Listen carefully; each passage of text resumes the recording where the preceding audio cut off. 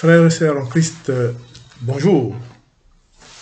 Nous nous retrouvons pour une nouvelle séance d'évangélisation intitulée « Espère en Dieu au crépuscule de ta vie ». Autrement dit, nous allons parler de l'espérance chrétienne, de l'espérance en Dieu, à des moments que tout le monde traversera, selon la loi de Dieu, le crépuscule de la vie, tel que nous allons le définir. Donc, cette évangélisation est conduite par les messagers de Christ, serviteurs de l'Éternel, l'évangéliste conférencier, le frère Sari, et la prophétesse Marie Béni. Il s'agit d'un sujet très important.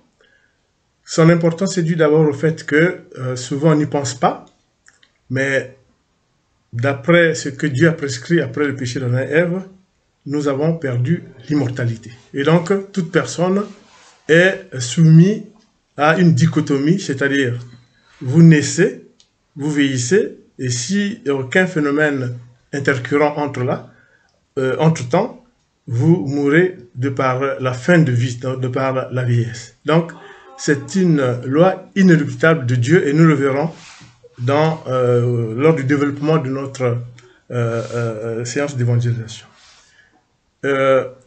Donc, il y a deux aspects.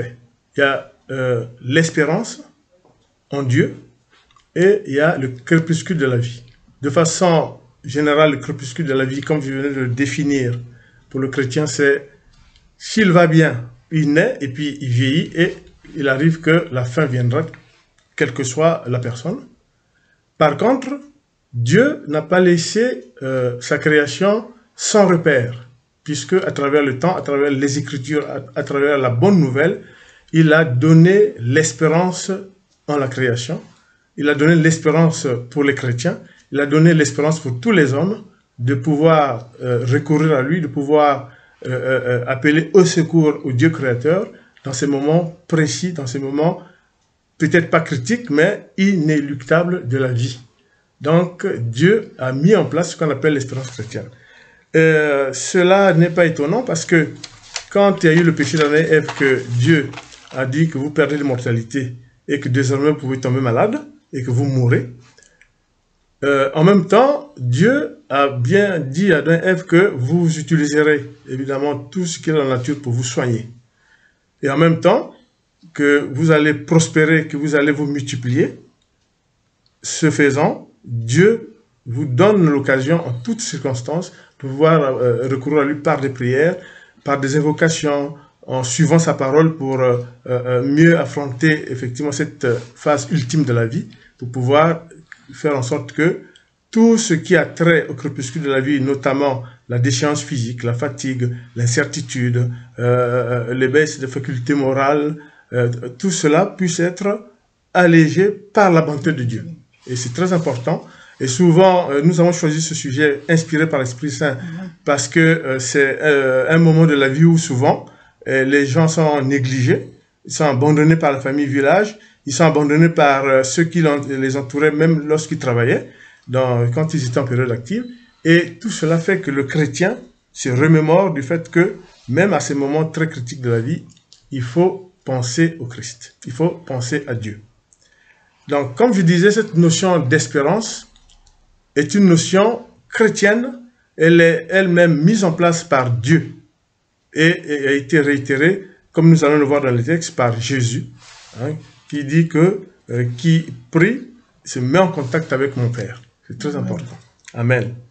Donc, en conclusion sur cette première partie du crépuscule de la vie, où nous avons deux notions découlant du péché d'Adam et Ève, et nous avons Dieu qui prescrit le fait que nous devenons mortels et que nous pouvons tomber malades. Par contre, si on ne tombe pas malade, si on n'a pas un phénomène intercurrent qui met fin à notre vie, nous avons la vieillesse et la déchéance et la faim. Et c'est ça le crépuscule de la vie. Et puis, il peut y avoir d'autres circonstances, comme on le verra, qui ne sont pas à proprement parler de la même signification, mais qui peuvent être aussi considérées comme crépuscule de la vie, dans le sens où il n'y a pas d'impasse, notamment la fin de vie, par exemple, hein, donc quand on a une maladie terminale.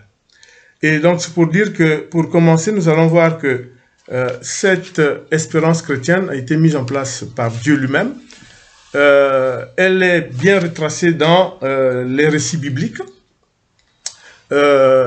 Donc Dieu offre son assistance dans ces moments difficiles, qu'il s'agisse effectivement de l'évolution de la vie ou quand on se retrouve dans des situations de fin de vie par maladie, ou quand on se retrouve dans des situations inextricables. Par exemple, vous êtes en prison pour X raisons, bien sûr, que vous êtes en train d'accomplir votre peine, et que peut-être que vous êtes en train de vous amender, de vous corriger, mais la situation est inextricable. Là aussi, vous pouvez prier Dieu. Et on a vu des personnes qui, en priant, qui en lisant la Bible, ont pu se convertir, devenir, même certains sont devenus des pasteurs.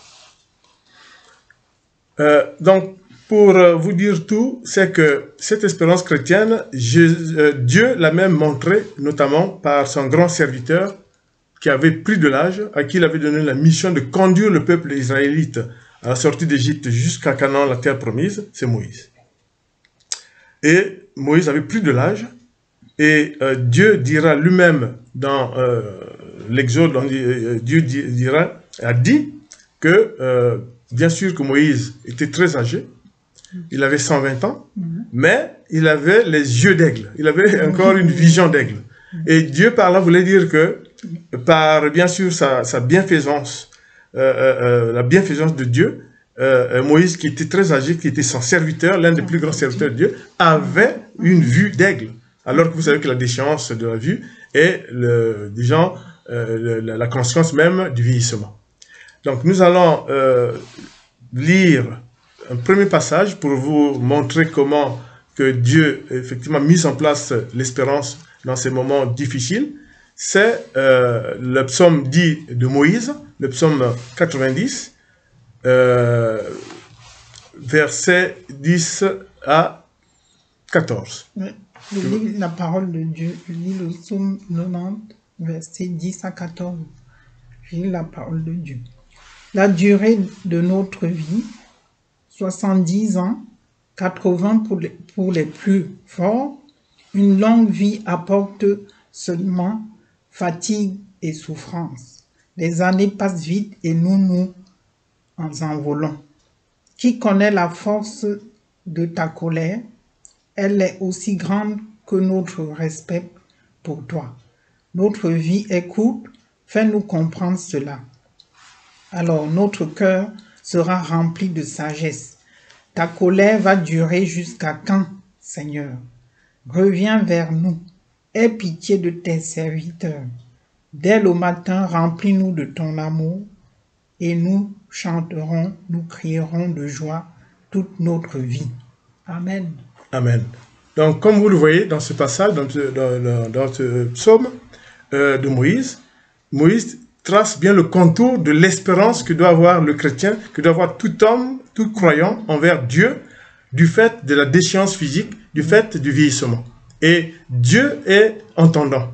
Et Dieu, pour le cas de Moïse, l'a aidé, bien sûr, à conduire sa mission, à conduire le peuple israélien jusqu'à la terre promise, et en même temps, à s'occuper de Moïse qui vieillissait.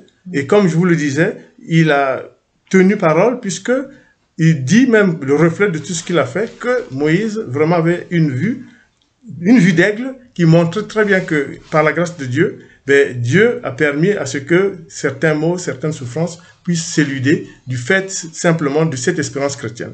Et cette espérance chrétienne aussi, on va le voir sur un psaume qui est dit psaume prière d'un vieillard, où on va voir que l'espérance en Dieu est aussi très importante pour tout croyant, pour toute personne qui prend de l'âge, devant l'incertitude de comment sera cette période de sa vie.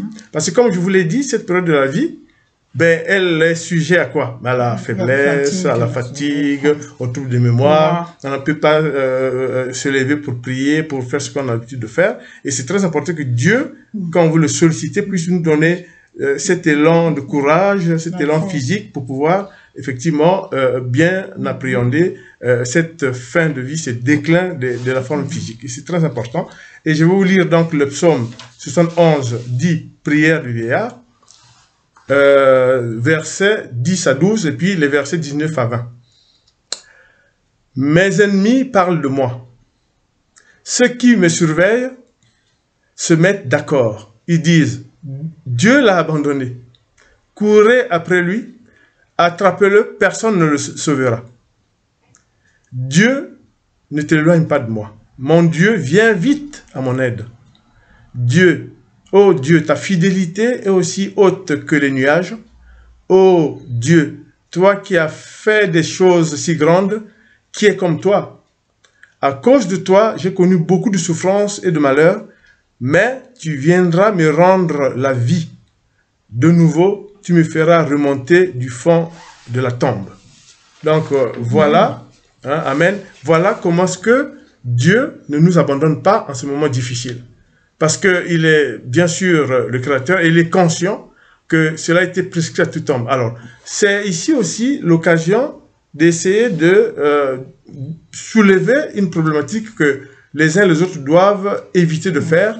C'est de penser que on n'a pas besoin de prier Dieu, on n'a pas besoin d'avoir recours à Dieu dans ces moments difficiles, soi-disant, soit parce que, bon, on est serviteur de Dieu, soit disant qu'on est appelé de Dieu, soit disant qu'on est tout simplement croyant, que, voilà, que nous sommes en forme. Ceux qui ne sont pas en forme, c'est certainement ceux qui ne prient pas, c'est certainement ceux que Dieu ne veut pas aider. Non.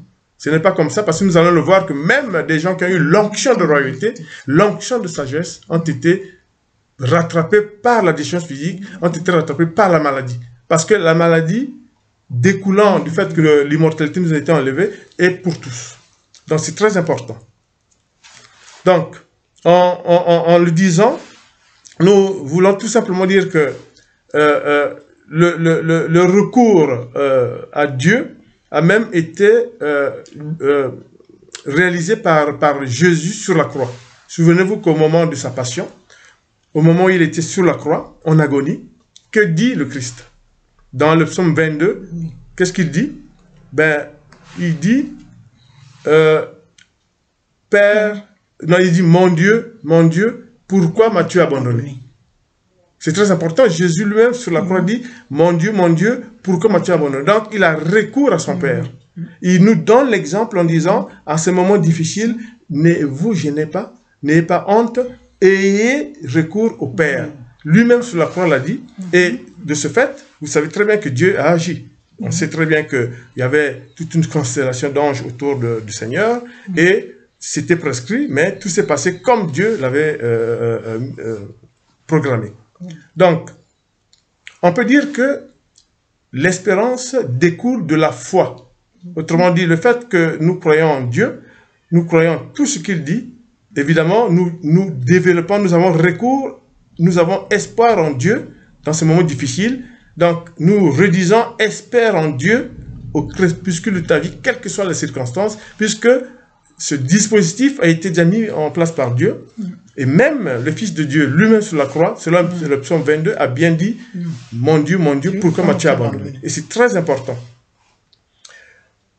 Cela nous permettra, le recours au Seigneur, nous permettra l'éviction de tous les maux dont nous souffrons dû à l'âge, ou peut-être même, on peut aussi, en fin de vie, pouvoir avoir, tant soit peu, la possibilité de terminer sa vie en toute lucidité et partir en disant adieu à ses connaissances, en disant adieu à son entourage, et en attendant le moment où nous serons accueillis par Dieu dans des conditions les plus optimales, même si c'est difficile. Donc, le choix du chrétien, comme je disais, découle effectivement de sa foi. Si vous n'avez pas la foi, c'est sûr que vous n'aurez pas le réflexe, dans ces conditions-là, de demander le secours de Dieu. Donc, c'est pour ça que nous disons que la foi et la prière, mais nous allons le voir par la suite, que les deux vous permettent de vous retourner vers Dieu au crépuscule de votre vie, quand vous sentez que la forme commence à décliner. Et dans ce processus, comme l'a montré Jésus, la prière est la force du croyant. Et nous allons le voir tout au long, justement, de cette évangélisation, tel que Dieu l'a prescrit, prier avec foi et écouter par le Père, nous a enseigné Jésus. Et je vais vous lire l'évangile de Marc, chapitre 11, versets 24 à 26. C'est pourquoi je vous le dis, quand vous priez pour demander quelque chose, croyez que vous l'avez reçu. Et Dieu vous le donnera. Et quand vous êtes debout pour prier, pardonnez à ceux qui vous ont fait du mal. Alors votre Père qui est dans les cieux vous pardonnera aussi vos fautes. Donc, Dieu s'ouvre à nous pour nous dire qu'il est déjà, il a les bras ouverts pour nous écouter. Donc, tournez-vous vers le Père.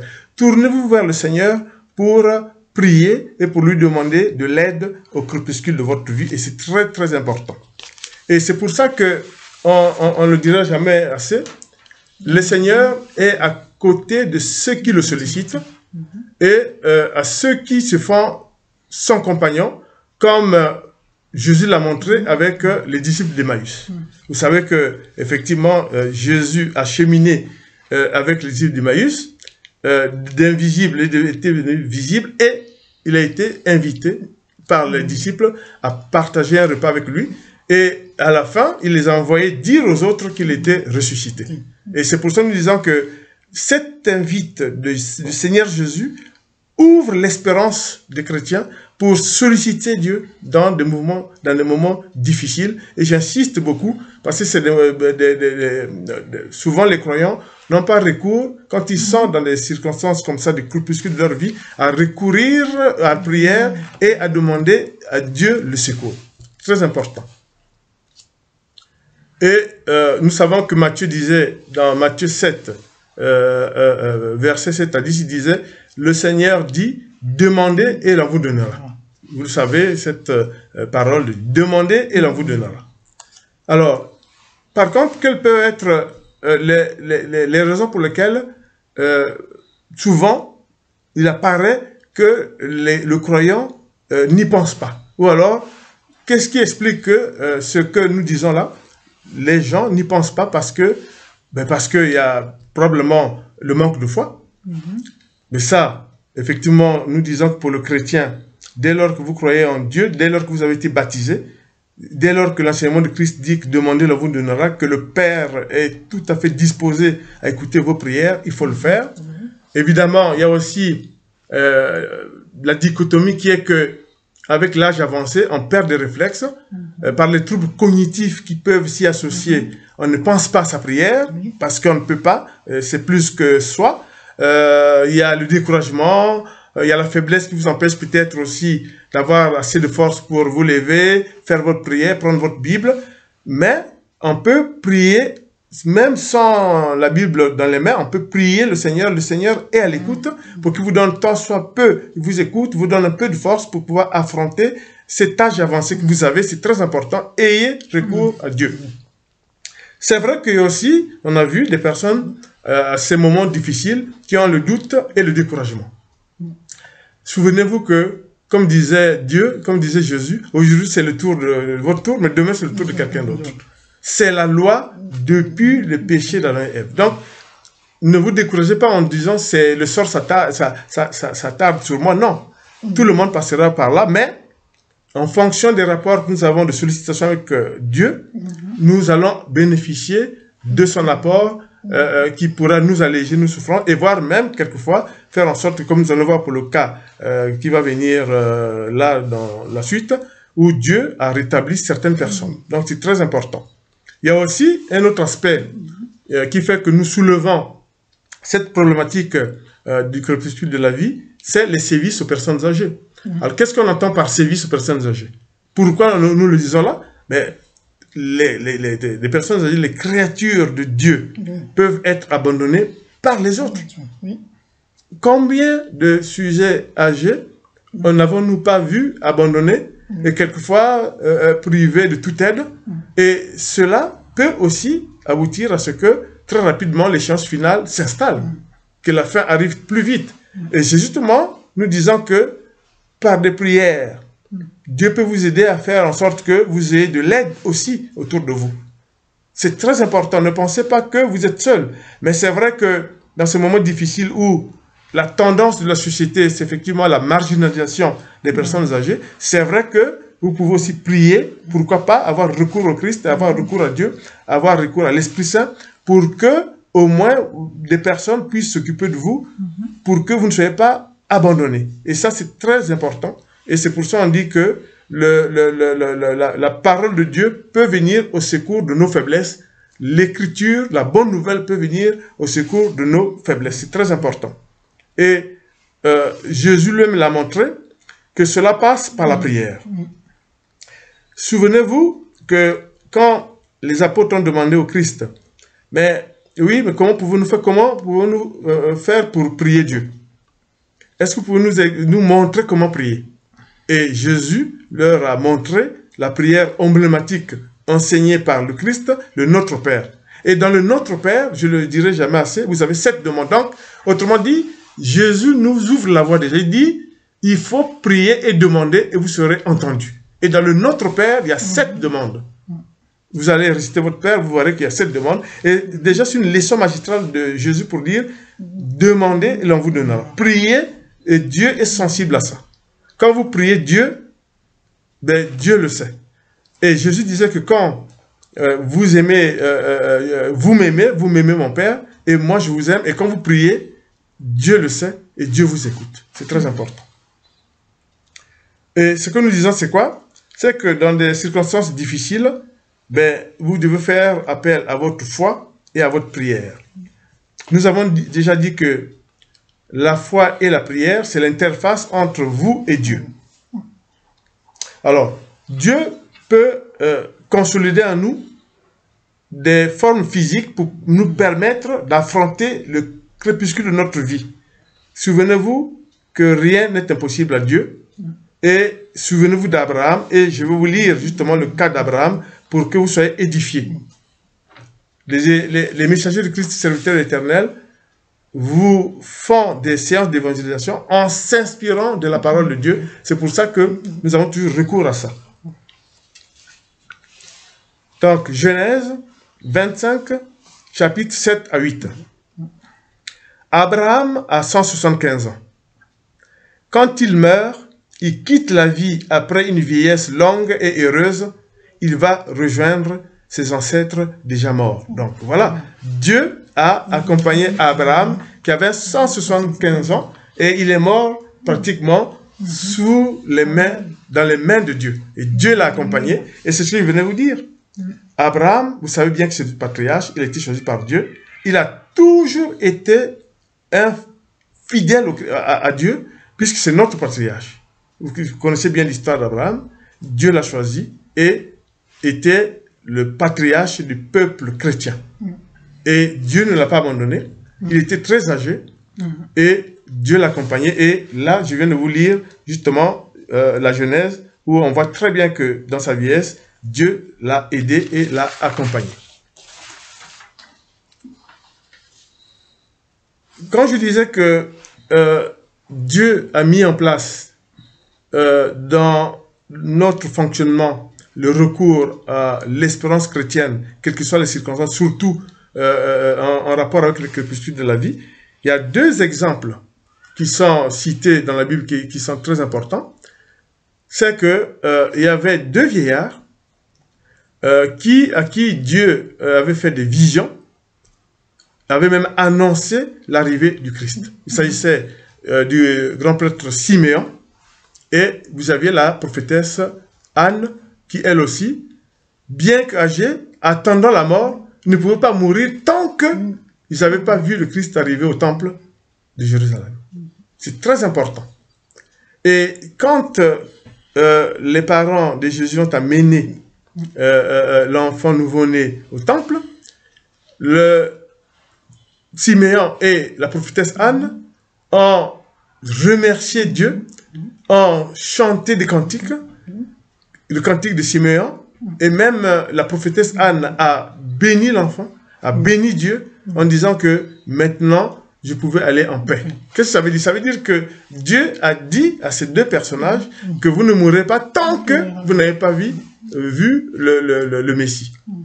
Alors, c'est une leçon magistrale, c'est comme pour vous dire que ayez recours à Dieu dans ces circonstances de vieillesse et Dieu va vous aider. Parce que c'est une période difficile et c'est une période que tout le monde traversera, qui que vous soyez, sauf si votre vie est écourtée par un autre phénomène. Mais si vous arrivez à la vieillesse, vous aurez tout ça. Donc, que les gens ne se glossent pas, parce que nous allons voir tout à l'heure, que non, ben moi, tous ceux qui sont pas en forme, ça veut dire que ben, ils péchaient, tout ça. Ça n'a rien à voir. Oui. Ça n'a rien à voir. Faites attention, puisque là, nous venons de voir que Dieu a mis tout un dispositif. Dieu, par ces deux vieillards-là, il a dit, tant que vous n'avez pas vu le Messie, vous ne partez pas. Ils ne sont pas partis, et ils ont entendu. Et après, ils sont évidemment partis tranquillement, notamment Siméon et la prophétesse. Donc, l'espérance par rapport aux hommes de Dieu, c'est aussi très important.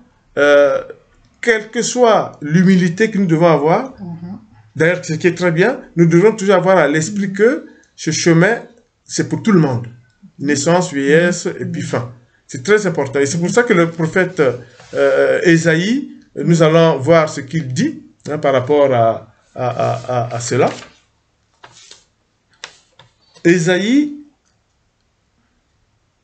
chapitre 41, versets 9 à 10. Je suis allé te chercher jusqu'au bout du monde. Je t'ai appelé depuis les régions les plus éloignées. Je t'ai dit, mon serviteur, c'est toi. Je t'ai choisi, je ne t'ai pas repoussé. N'aie pas peur, je suis avec toi. Ne regarde pas autour de toi avec inquiétude.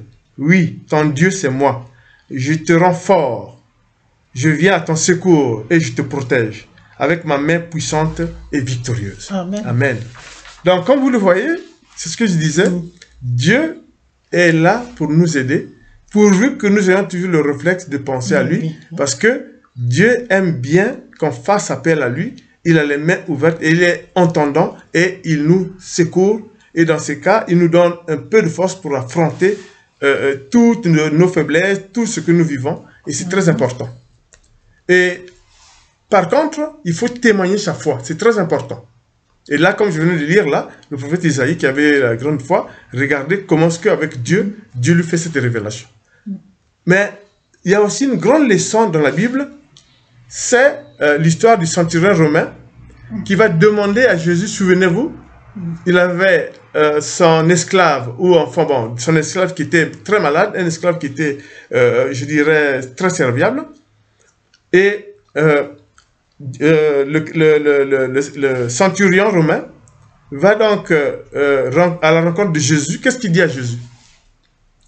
Ça, c'est pour vous montrer la foi, elle est déterminante. Il dit à Jésus, j'ai effectivement mon esclave qui est très malade. Seigneur, il n'y a que vous qui pouvez lui porter de l'aide et le secourir. Et il dit, alors que Jésus dit, bon, je vais aller avec vous, je m'y rends. Qu'est-ce qu'il dit à Jésus? Il dit, non, Seigneur, je sais que même d'ici où nous sommes, vous pouvez le guérir. Et que dit Jésus? Oh, je n'ai pas vu une aussi grande foi. Autrement dit, la foi vous permet d'être écouté par Dieu.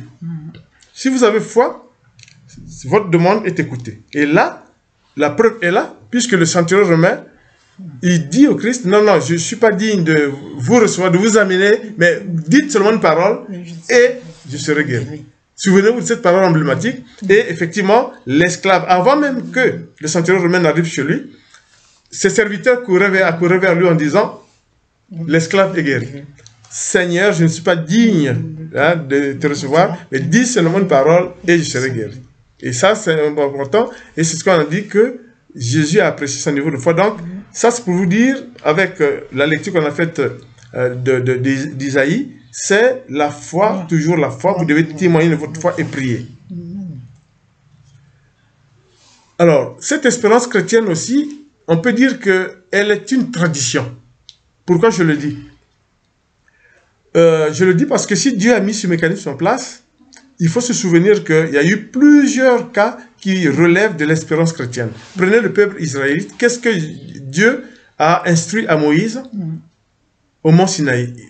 Évidemment, Dieu a dit à Moïse de conduire le peuple jusqu'à la terre promise. Donc, quelles que soient les embûches, la destinée, c'était la terre promise Canaan. Et l'espérance qu'avait le peuple israélite, c'est d'arriver à la terre promise. Et Dieu a tout fait pour l'y conduire et ils sont arrivés. Très important. Il y a une autre chose aussi que souvent laquelle les chrétiens ne pensent pas. Que traduisent les cantiques et les psaumes? Que traduisent les cantiques et les psaumes? Je vais vous le dire. En fait, à un moment donné, nos prédécesseurs, les chrétiens, c'est-à-dire ceux qui étaient avant nous, Dieu a dit, par son bonheur et tout, il a dit, j'attends la manifestation de la reconnaissance et du témoignage que vous avez envers Dieu.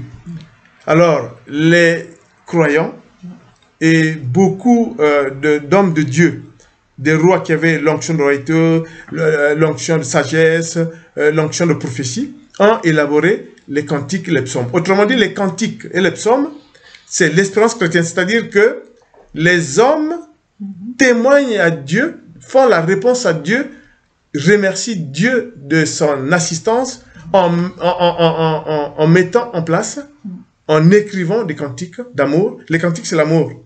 C'est l'amour des hommes envers Dieu, en fait. Et les psaumes, c'est ça. C'est l'homme, par les psaumes, a traduit l'espérance du peuple chrétien en disant que Dieu sera à notre secours. Et pour le remercier, voilà comment nous traduisons notre amour envers Dieu, c'est les cantiques et les psaumes. Et Jésus, à Jérusalem, lors d'une manifestation de la Pâque juive, a dit, priez Dieu par les chants et les psaumes pour l'éternité. Il a béni les psaumes en disant, ça sera les psaumes, les cantiques qui guideront le peuple chrétien jusqu'à la fin des temps. Amen. Donc c'est pour vous dire que déjà, on peut dire que entre Dieu et les hommes a été mis en place ce qu'on appelle l'espérance. C'est très important. Ce qui est aussi très sûr, c'est que l'espérance peut aussi être traduite par le fait que Dieu aussi peut vous tester pour voir effectivement si vous espérez vraiment à ce qu'il puisse faire quelque chose pour vous. Et c'est très important parce que dans la Bible, il y a le livre de Job. Le livre de Job, comme vous le savez, sans trop aller loin, c'est l'exemple même de ce qu'on peut dire de l'espérance en Dieu dans des situations difficiles, quel que soit le degré d'atteinte corporelle. Alléluia. Quel que soit le degré d'atteinte corporelle, Job, c'est l'exemple même de l'espérance en Dieu, et il a prié Dieu, et Dieu l'a sauvé. Et c'est pour ça que, je le dis, franchement, c'était, vous savez l'histoire de Dieu, c'est un grand juste qui était fidèle à Dieu, mais Satan a cherché à le nuire en le créant des ulcères et en tuant les enfants pour finalement qu'il soit, qui meure. Mais c'était sans compter sur Dieu, puisque Dieu était là. Dieu a dit, c'est pas possible, il ne peut pas mourir. Et c'est très important. Nous allons donc je vais vous faire une lecture sur le livre de Job, chapitre 2, versets 7 à 10. Donc, alors, ça c'est le diable, alors l'accusateur s'est éloigné de la présence du Seigneur. Il a frappé Job d'une grave maladie de peau, depuis les pieds jusqu'à la tête. Job s'est installé au milieu des ordures et il a pris un morceau de poterie cassé pour se gratter. On parle même de tessons de bouteille. Sa femme lui a dit, tu continues à te conduire parfaitement, tu ferais mieux de maudire Dieu et de mourir ensuite. Mais Job lui a répondu, tu parles comme une folle. Nous acceptons le bonheur comme un don de Dieu, alors pourquoi refuser le malheur? Dans ce nouveau malheur, Job n'a dit aucune parole qui offense Dieu et Dieu l'avait rétabli dans sa santé et dans ses biens. Amen. Amen. Voilà un exemple de ce que je venais de vous dire. Au moment où vous le pensez le moins, même quand la situation est difficile, ayez recours à Dieu. C'est espérer en Dieu au crépuscule de votre vie. Voilà encore un exemple concret que souvent les chrétiens oublient, alors que c'est Dieu qui attend ça de nous. Et nous verrons comment faire pour contacter Dieu, comment faire pour faire appel à Dieu, quelles sont les techniques et ce que nous allons voir. Mais nous voulons vous montrer à travers les Écritures que cela n'est pas un rêve, cela n'est pas une image qu'on a comme ça, qui n'est pas concrète. Voilà pourquoi nous vous citons des exemples concrets. Nous aurons pu vous dire des cas des personnes qui ont été guéries de maladies, mais ce n'est pas ça. L'espérance au crépuscule de la vie, c'est vous montrer dans le concret ce que Dieu a fait. Et nous vous le montrons, c'est intangible, tout le monde peut aller lire la Bible et s'en apercevoir. Donc, souvenez-vous aussi, par exemple, des cas de cette parole, qui traduit aussi l'espérance chrétienne, c'est la parole de Jésus. Quand quand des handicapés se sont approchés de Jésus pour rechercher une guérison, qu'est-ce que Jésus a dit? Donc ils ont dit, Abouni, aie pitié de moi. Et Jésus a regardé, c'était les handicapés, ils avaient des difficultés. Qu'est-ce que Jésus a dit? Lève-toi et marche. Ta foi t'a sauvé. C'est l'espérance chrétienne. Qui espérant qui? Mais c'est l'handicapé, le paralytique, qui peut-être depuis temps non prescrit, était là assis, attendait le passage du Christ, parce qu'il espérait une guérison. C'est très important. Abouni, aie pitié de moi. Et Jésus se tourna, l'a regardé, il dit, lève-toi et marche. Et il ajoute, ta foi t'a sauvé. C'est conforme à ce que nous venons de dire. La prière et la foi étant le tremplin qui nous permet de dialoguer avec Dieu, de lui transmettre nos doléances. Rappelez-vous de ça. La foi et la prière, c'est très important. Et là, c'est un exemple de la parole de Dieu, de la parole de Jésus. Lève-toi et marche, ta foi t'a sauvé. Et c'est très important. Souvenez-vous aussi, pour passer à un cas encore des plus concrets, c'est Jésus et la femme au père de sang depuis 12 mois, depuis 12 ans. Très important. Jésus était effectivement dans la foule. Cette femme avait ce que nous venons de définir, l'espérance en Dieu. Il a dit, je sais que le Christ va passer par là. Et si j'arrive seulement à le toucher, à toucher ses vêtements, je suis sûr et certain que je serai guéri. Donc, elle espère déjà. Elle a la foi. Ce que je venais de vous dire, c'est l'espérance et la foi et la prière. Donc, cette femme se fait un passage, joue des coudes et touche les habits de Jésus. Aussitôt, un flux sort et aussitôt, la femme se sent guérie, n'est plus mouillée, etc. Et Jésus dit, quelqu'un m'a touché, qui m'a touché? Et elle voulait se dérober. Jésus a dit, les apôtres ont dit, c'est cette dame. Il a dit, non, non, viens. Et Jésus a dit que tu es guéri et que ta foi t'a sauvé. Voilà. Donc, c'est encore très important. Et de ce fait, Jésus a bien voulu dire que ce n'est pas la magie. Parce que Jésus aurait ne pas voulu interpeller cette femme, laisser cette femme partir. Il a dit non. Où quelqu'un m'a touché, où est-ce qu'elle est? Et on l'a ramenée et il a dit à cette femme que tu es guérie et que ta foi t'a sauvé. C'est pour dire que ce n'est pas la magie, c'est la foi. Rien que la foi. Ce n'est pas la magie, ce n'est pas les gris-gris, c'est la foi. Et nous vous le certifions, Dieu lui-même l'a dit, le Seigneur nous l'a enseigné, c'est la foi qui nous sauve, la prière, et toujours regarder vers Dieu, se mettre dans ses mains, et ça nous sauvera. Et pour vous donner encore un exemple, alors, un exemple très fort. Alors, vous savez que c'est un peu gênant, mais je le dis de face en tant qu'évangéliste, et avec ma femme, le prophétesse, c'est vrai que quelquefois c'est gênant de voir des hommes de Dieu, ou des hommes tout court se dire, ben, ceux qui sont en bonne santé, évidemment, n'ont pas à avoir recours à la prière, à l'espérance. Ceux qui tombent malades, c'est qu'ils ont péché. Alors, je peux vous dire que faites attention. La présomption est un péché et Dieu est contre la présomption. Il y a des exemples dans la Bible où Dieu a frappé.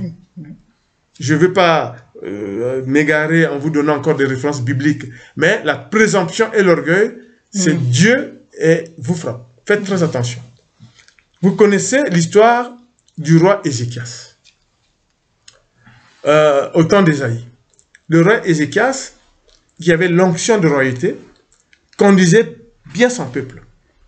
Il avait 37 ans et il conduisait avec la grâce de Dieu son royaume et il avait de grands projets. Et malheureusement, il tombe malade et Dieu lui dit, mais tu vas mourir. Et vous allez voir que ce que Dieu va faire, Ézéchias va se tourner vers Dieu Et je laisse la prophétesse vous lire ce passage qui est émouvant. Alors, je lis 2 Rois 20, 1, 3 à 6. Je lis la parole de Dieu. À cette époque, Ézéchias est atteint d'une maladie qui entraîne la mort. Le prophète Isaïe, fils d'Amos, vient le voir et lui dit de la part du Seigneur, « Mets de l'ordre dans tes affaires. En effet, tu vas mourir. La vie est finie pour toi. » Alors Ézéchias se tourne vers le mur et il fait cette prière au Seigneur. « Ah Seigneur, je t'en prie, souviens-toi, j'ai vécu fidèlement devant toi, avec un cœur non partagé. J'ai fait ce qui est bien à tes yeux. » Et Ézéchias pleure beaucoup. Je vais même ajouter 15 ans à ta vie. Je vous délivrerai de la main du roi d'Assyrie, toi et Jérusalem, et je protégerai cette ville parce que je suis Dieu et que je suis fidèle à David mon serviteur. Amen. Quel commentaire alors? Fais un bon commentaire par rapport justement à ceux qui croient que... Ah oui, alors voilà, vous voyez Ézéchias. Qui avait l'onction du roi. Il avait l'onction du roi. Il a servi le Seigneur fidèlement. 37 ans. Il a été fidèle à lui. Il a fait tout ce qui était bon pour son royaume. Mais il a été frappé par la maladie. Et il a pleuré, il a prié le Seigneur parce que Dieu a envoyé le prophète Isaïe lui dit que c'était fini pour lui. Et il a pleuré, il a prié, et Dieu lui a rajouté 15 ans de plus. Et il a vécu 15 ans de plus. Merveilleux. Oui. Dieu soit loué. C'était pas parce qu'il avait péché, ou bien parce qu'il était... ou qui disait, bon, il n'y a rien, moi je suis bien, j'ai à 37 ans. Bien aimé, on est censé être en bonne santé, tout ça, mais voilà, c'est arrivé. Donc, il ne faut pas être présomptueux. Voilà. Ça ne sert pas d'être présomptueux. Frères et sœurs en Christ, appelés de Dieu, soyons modestes. Voilà l'exemple même d'un serviteur de Dieu malade. Dieu lui dit, non, tu vas mourir. Mais il fait une prière. Vous avez lu tout à l'heure la prière, vous avez entendu. Une prière tellement sublime, forte. À l'instant même, Dieu renvoie Isaïe. Il dit, il repart lui dire que non, j'ai exaucé. Et il a vécu 15 ans, vous lisez les Écritures, il est mort 15 ans après. Donc c'est pour vous dire que Dieu nous exaucera et que ça ne sert à rien de se glosser, d'être présomptueux en disant que ceux qui tombent malades sont... Non. Pas un tel langage des hommes de Dieu, pas un tel langage de chrétiens. Vous savez que c'est la sanction pour tous. Naissance, vieillesse, fin de vie. Sauf si vous êtes, entre-temps, vous avez pris par un autre phénomène qui vous met fin à ce voyage vers la fin de vie. Donc, c'est très important. C'est pour vous dire quoi? C'est pour vous dire, je répète encore, comme nous venons de voir cet exemple, que la prière est l'élément, la prière est la foi, parce que Ézéchias avait la foi, la prière et la foi sont les éléments capitaux pour pouvoir effectivement être écouté par Dieu. Et Jésus nous a montré l'exemple des demandes par la prière. Sur la croix, il nous a bien montré aussi, mon Dieu, pourquoi m'as-tu abandonné? Et il y a encore un exemple que Dieu lui-même, Jésus lui-même a fait, c'est le deuxième malfaiteur, quand il lui demande, il dit que Jésus n'avait pas à être crucifié, il demande pardon du fait qu'il est l'argent, pardon de tout ce qu'il a pu faire, il dit, souviens-toi de moi, quand tu reviendras dans ton royaume, avec ton royaume, et Jésus dit, en vérité, je te le dis, tu seras avec moi au paradis. Donc, Dieu est à l'écoute de toute personne. Il suffit de le faire avec humilité, en reconnaissant ses fautes. C'est très important. Dieu écoutera, exaucera ceux qui, écoutant la parole de Dieu et du Seigneur, l'exécutent. C'est très important. Il ne faut pas seulement dire, frappez, me donnera, etc. Non. Vous écoutez la parole de Dieu et vous appliquez. C'est très important. Et nous venons de dire que c'est là où Dieu pourra nous aider dans ce sens-là. Donc, c'est très important. Et puis, ce qui est aussi très important, je reviens sur ça, c'est que s'il n'y a pas la foi, c'est peine perdue. Et Dieu le sait. Vous savez, Il y a des gens qui, quelquefois, peuvent brûler un feu rouge, il est sauvé, il n'est pas mort, on ne l'a pas écrasé, il a brûlé un feu rouge, il dit, ah, Dieu est avec moi. Non, mais Dieu a vu que tu as brûlé le feu rouge. Tu ne peux pas cacher, Dieu voit tout. Vous êtes bête parce que quand vous dites que, mais non, mais Dieu a bien vu que tu as fait un geste qui n'est pas bon. Mais, pour autant, vous devez toujours avoir à l'esprit que la foi est l'élément capital. Sans la foi, on ne peut rien faire. Hein?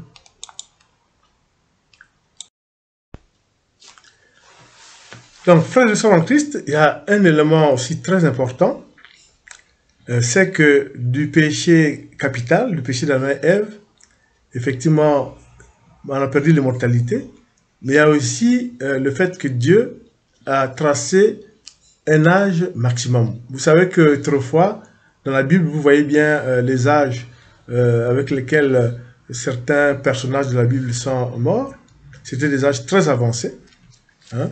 Donc, par exemple, on sait qu'Adam est mort à 930 ans, Noé 500 ans, Moïse 120, Seth 912 et Mathusalem, bon, c'est le plus vieux, 969 ans.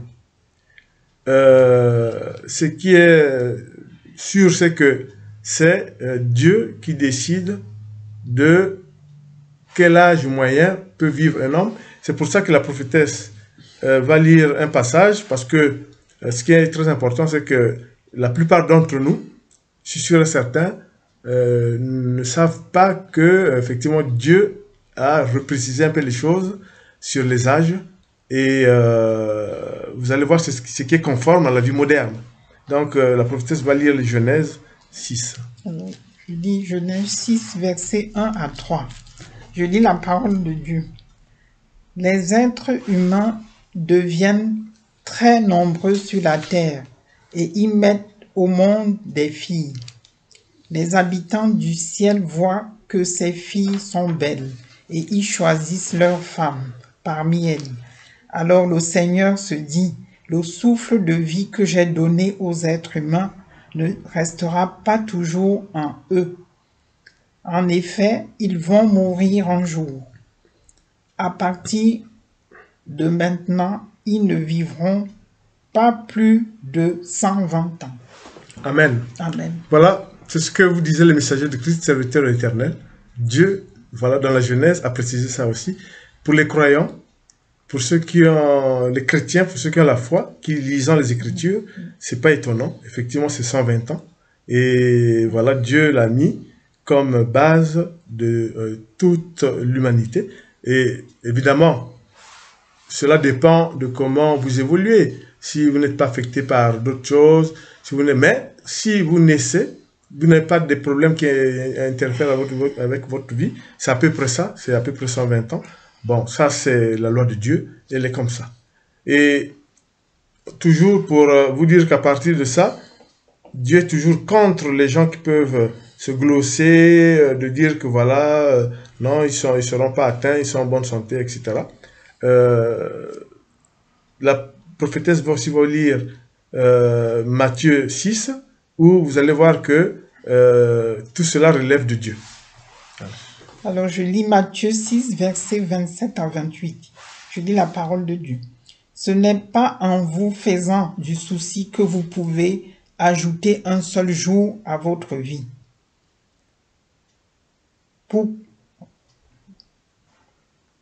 Pourquoi alors vous faire du souci pour les vêtements? Observez les fleurs des champs, regardez comme elles poussent. Elles ne filent pas et elles ne tissent pas. Amen. Pourquoi vous faire ceci? Vous ne pourrez pas ajouter une seule coudée à la longueur de votre vie. Oui. Tout est dit. On n'a même pas besoin de faire un commentaire de plus. Ayant l'humilité au crépuscule de notre vie, espérant en Dieu, priant, ayant la foi et demandant au Seigneur ce que nous voulons. C'est très important. Les Écritures sont claires, nettes et précises. C'est égal pour tout le monde. Il suffit d'avoir la foi et de demander. C'est très important. Mais attention, si vous n'avez pas la foi, vous savez que Dieu lui-même a dit, Jésus lui-même a dit, ta foi t'a sauvé. Donc, il faut vraiment la foi, parce que la foi, c'est le tremplin. C'est, je dirais, quand même la carte d'identité devant Dieu, que vous avez la foi. Et c'est là très important, plus votre demande, la prière. Et c'est pour ça que nous disons que tout ce que nous allons maintenant traiter maintenant, c'est vous dire qu'effectivement, c'est de l'efficacité de votre demande, de l'efficacité de votre prière que vous allez avoir les actes que va poser Dieu, qui va poser le Seigneur pour vous. Et il recommande la prière. C'est pour ça que je vais vous lire un passage. C'est de Matthieu 7, verset 8 à 11, qui dit « Celui qui demande reçoit. Celui qui cherche trouve. Et si quelqu'un frappe à la porte, on lui ouvre. Quand votre enfant vous demande du pain, qui parmi vous lui donnera une pierre? Quand il vous demande du poisson, qui d'entre vous donne un serpent?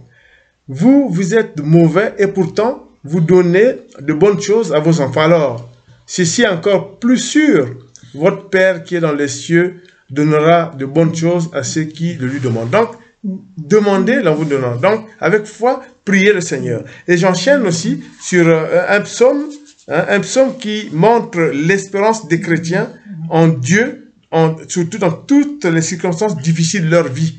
Et c'est le psaume 91, versets 2 à 6. Il dit au Seigneur, tu es mon abri, tu me protèges avec puissance. Tu es mon Dieu, j'ai confiance en toi. Oui, c'est Dieu qui te délivre des pièges du chasseur. Il te guérit de la peste qui tue. Il te couvre de ses ailes. Et tu te réfugies près de lui, comme un poussin sous les ailes de sa mère. Oui, sa fidélité te protège comme un bouclier.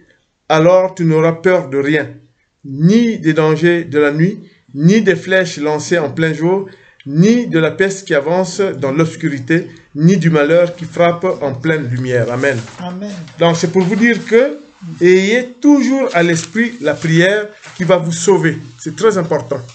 Donc c'est pour ça que nous vous disons que la prière est un acte de foi. Elle vous unit au Seigneur. Mais il y a plusieurs types de prières. Au crépuscule de votre vie, cela ne dépend que de vous. C'est pour ça que nous, messagers de Christ, serviteurs éternels, nous vous disons que dans plusieurs types de prières, nous vous en donnons quelques exemples. Vous avez les prières personnelles, bon ça on reviendra. Vous avez les psaumes. Les psaumes se trouvent bien sûr dans l'Ancien Testament. C'est les prières que met aussi Jésus, puisque c'est pas mal basé sur ces prières. Comme je vous disais, c'est les hommes qui ont répondu à la bonté de Dieu. Alors, les psaumes ont cette caractéristique, c'est que quand on a recours à un psaume, attention, c'est comme quand vous rentrez dans une église, que faites-vous? Vous devez garder le silence, pas perturber le milieu qui est là. Les psaumes, c'est pareil. Quand vous allez vous engager à lire des psaumes, les psaumes ont cette caractéristique, c'est un moment d'intériorité. Vous devez vous recueillir avec dignité et ne pas vous laisser divertir, choisir votre psaume et prier Dieu en lisant le psaume en toute intimité, dans un moment d'intériorité. Très attention, et Dieu écoute beaucoup les psaumes. En priant le psaume, le Seigneur Dieu vous introduit dans sa lumière, qui est une lumière qui va vous amener progressivement à le célébrer, vous célébrez Dieu. Les psaumes ont été bénis par Dieu, donc quand vous les lisez, quand vous les priez, Dieu est à l'écoute et vous le célébrez et Dieu, effectivement, est à l'écoute de ce genre de prière. Donc, ayez recours au psaume. Il y a aussi quelque chose que les anciens chrétiens faisaient aussi, et que Jésus lui a fait au moment de sa passion, c'est ce qu'on appelle les prières d'abandon. Vous vous abandonnez au Seigneur. Au crépuscule de votre vie, en fin de vie, dans le moment difficile, vous vous abandonnez au Seigneur.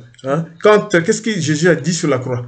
Il a dit, Seigneur, Seigneur, entre tes mains, je remets mon esprit. C'est l'abandon, c'est la prière d'abandon. Entre tes mains, je remets mon esprit. Vous pouvez aussi dire au Seigneur que vous êtes dépassé par les événements, vous êtes dépassé par la souffrance, vous êtes dépassé par la solitude, vous êtes dépassé par l'abandon des tiers, des voisins, des familles. Vous dites, entre tes mains, je remets mon corps. Entre tes mains, je remets mon esprit. Jésus nous l'a enseigné, il a pratiqué cette prière et vous avez vu que cette prière est très forte. C'est très important. C'est la prière d'abandon. Donc, on sait, comme on dit, notre Père Céleste, c'est ce dont nous avons besoin et c'est très important. Et je vais vous lire quelque chose de très important qui est un exemple de prière d'abandon dans Matthieu 6, versets 25 à 24. 25 à 27. C'est pourquoi je vous dis, ne vous faites pas de soucis pour votre vie ni pour votre corps. Ne vous demandez pas, qu'est-ce que nous allons manger? Avec quoi est-ce que nous allons nous habiller? Oui, votre vie est plus importante que la nourriture. Votre corps est plus important que les vêtements. Regardez les oiseaux. Ils ne sèment pas. Ils ne moissonnent pas. Ils ne mettent pas de récolte dans les greniers. Et votre Père qui est dans les cieux les nourrit. Vous valez beaucoup plus que les oiseaux. Ce n'est pas en vous faisant du souci que vous pouvez ajouter un seul jour à votre vie. Amen. Et là, Dieu, qu'est-ce qu'il veut dire? Il veut tout simplement dire que priez et vous serez exaucés. Il n'y a que la prière qui fera que Dieu réagisse. Donc, au crépuscule de votre vie, nous le répétons, ayez recours à Dieu parce qu'on n'a pas ce réflexe. On pense prier pour d'autres moments de la vie, mais là, les gens se négligent. Même quand vous n'avez plus de force, essayez de prier pour que Dieu vous donne la force, ne serait-ce que pour que la mémoire se rétablisse, que les douleurs diminuent, etc. C'est très important. Et Dieu peut vous guérir, on a vu le cas d'Ézéchias. C'est très important. Faites la prière d'abandon, vous vous laissez dans les mains du Seigneur, comme Jésus avait dit à son Père, entre tes mains, je remets mon esprit. C'est très important. Alors, il y a aussi ce qu'on appelle la prière de supplication. C'est quand vous suppliez Dieu parce que vous mettez en doute peut-être que quelque chose n'a pas plu à Dieu. Donc, vous suppliez Dieu, vous demandez pardon et vous suppliez Dieu. Cela aussi est très important. C'est ce qu'on appelle la prière de supplication. Et vous pouvez aussi utiliser cette prière de supplication en cas de maladie grave ou de grand malheur, ou en fin de vie. C'est très important. Dieu, vous demandez, vous faites recours à la miséricorde de Dieu. Donc, nous faisons tout petit. La supplication, on reconnaît ses fautes, on se fait tout petit devant Dieu. On dit à Dieu, on demande à Dieu de vous aider. C'est très important. C'était une prière constante de l'Ancien Testament et c'est très important. Dieu a envoyé son Fils pour effectivement limiter nos souffrances. Dieu a envoyé son Fils pour nous sauver et nous pouvons aussi effectivement faire des prières de supplication. Mais il y a aussi des prières très importantes, c'est les prières d'adoration. Bon, ça c'est des actes d'amour. Quand vous témoignez, vous adorez Dieu pour tout ce qu'il a pu faire pour vous et pour sa bonté et pour tout ce qu'il a pu faire pour vous. C'est très important. Donc, ce qui est aussi important, c'est la prière de demande. Mais ça, vous devez savoir que pour toute prière de demande, il faut savoir ce que vous souhaitez. En même temps, vous devez être humble et choisir les bons mots et présenter vos doléances à Dieu. Et seul Dieu va vous répondre en agissant dans tel ou tel sens. C'est très important. Et je répète encore, il y a la foi, la prière, et ces deux-là, c'est le tremplin pour pouvoir avoir comme ça la chance de Dieu, la chance que Dieu vous écoute. Ce qui est aussi très important, c'est la volonté d'être sûr qu'on a, pendant sa vie, vécu en respectant l'enseignement de Jésus, en respectant un peu la parole de Dieu à travers les 10 commandements, à travers les oracles des prophètes, etc. Et ça, c'est aussi très important. Et une fois que vous avez prié et que vous sentez bien que Dieu vous a aidé, n'oubliez pas de faire ce qu'on appelle la prière de louange. La prière de louange, louer Dieu pour tout ce qu'il a pu faire pour vous, c'est très important. Il ne faut pas être, autant entre nous les hommes, il y a l'ingratitude, mais vous ne pouvez pas être ingrat envers Dieu. Même si Dieu est sensible, vous devez faire la louange en remerciant Dieu de ce qu'il a fait pour vous, tant soit peu ou en grand. C'est la prière de louange est très importante. Souvent, les chrétiens oublient ça. L'exemple, Jésus l'a donné. Jésus se trouve avec ses disciples et pourtant, la Bible dit qu'il savait que Lazare était malade. On pense même qu'il savait que Lazare était mort, mais enfin, au 4e jour, Jésus arrive chez Lazare, là où il y avait la veillée. Ça fait 4 jours qu'il était mort, et la famille dit qu'il sentait déjà. Et là, c'est un exemple même de comment est-ce qu'une prière peut effectivement soulever les montagnes.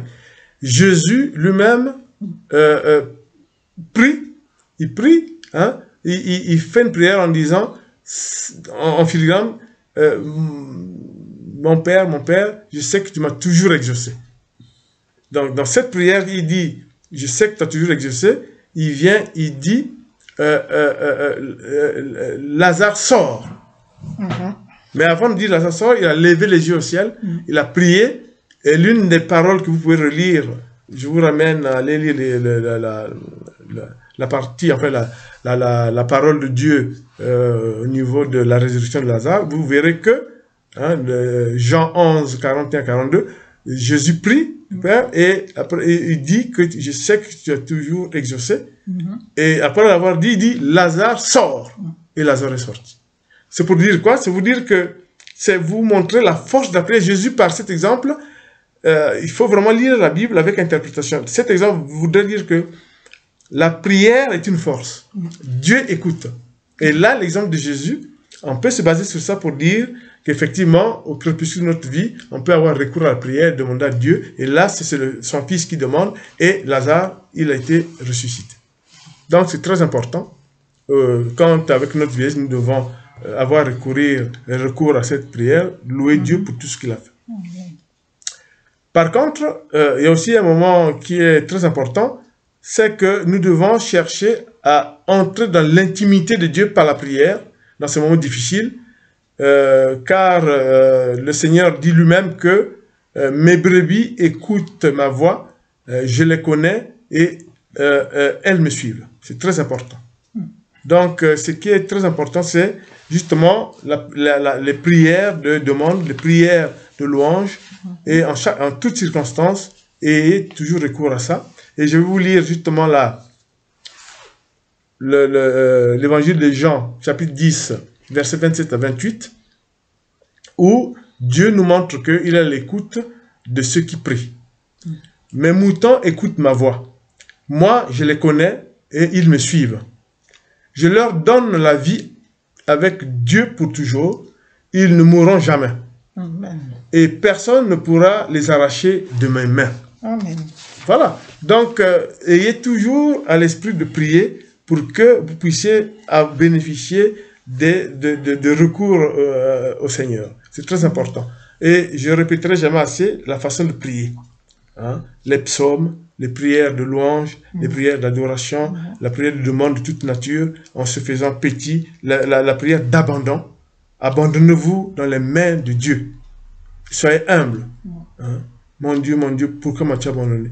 Père, entre tes mains, je remets mon esprit. Très important, la prière d'abandon. Jésus l'a enseigné. La prière, la force de la prière, devant le corps de Lazare, devant le corps de Lazare, Jésus lève les yeux, prie son Père, il dit, Père, tu m'as toujours exaucé, et paf, Lazare sort, Lazare est sorti. C'est la symbolique pour vous montrer la puissance de la prière.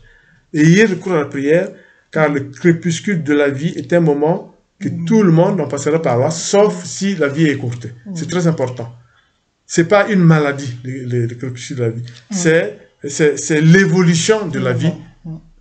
C'est ces moments-là que vous devez toujours penser au Seigneur. Et je ne pourrais pas terminer sans vous raconter aussi l'histoire d'autres circonstances où même des non-croyants ont pu bénéficier aussi de la main de Dieu, ont pu bénéficier du secours de Dieu. C'est par exemple ce que font les aumôniers dans les hôpitaux. Les aumôniers vont prier, ils sont bénis de Dieu puisqu'ils sont dans la plupart des personnes, des gens du sacerdoce ou des appelés. Ils vont prier pour les personnes en fin de vie. Et quand ils prient, ces personnes-là, même quand ils n'étaient pas croyantes, ils disent « Oh, je peux maintenant aller en paix ».